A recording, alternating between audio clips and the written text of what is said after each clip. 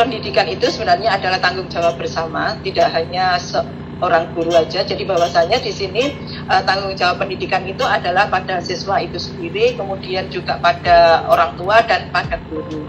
Jadi kemudian nilai-nilai Pancasila itu sendiri bisa diberikan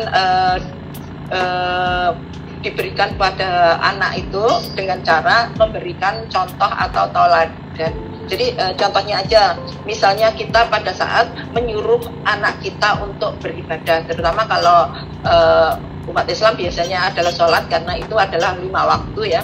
Jadi kita sebelum menyuruh mereka untuk sholat, kita memberi teladan bahwa sebenarnya kita harus sholat terlebih dahulu. Karena kalau anak sekarang biasanya kalau disuruh sholat itu selalu tanya, Mama sudah sholat?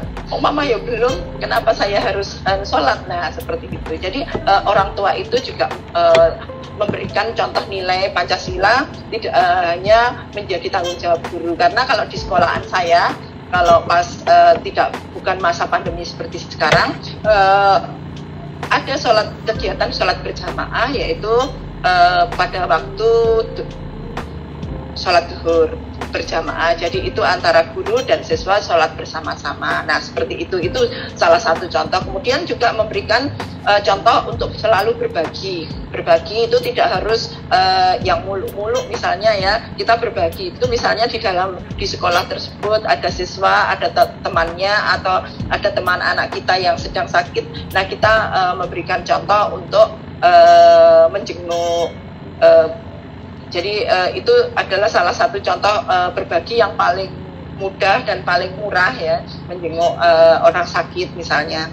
Nah kemudian yang ketiga juga memberitahu bahwasanya persatuan itu ya dari kita juga, yang memberikan teladan bahwasanya kita bisa menjaga keselarasan, harmoni dengan tetangga-tetangga kita. Nggak perlu jauh-jauh, dengan keluarga kita dan dengan tetangga-tetangga yang paling dekat. Itu aja sudah merupakan contoh daripada nilai Pancasila. Kemudian juga memberikan contoh kepada anak kita dengan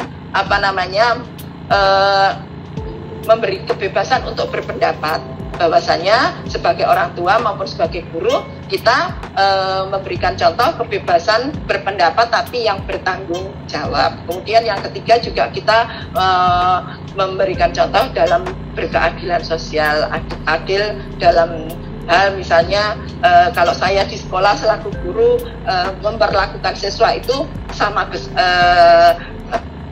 tidak ada yang saya beda-bedakan. Itu adalah salah satu contoh bahwasanya kita bisa memberikan nilai-nilai Pancasila itu dari kehidupan sehari-hari.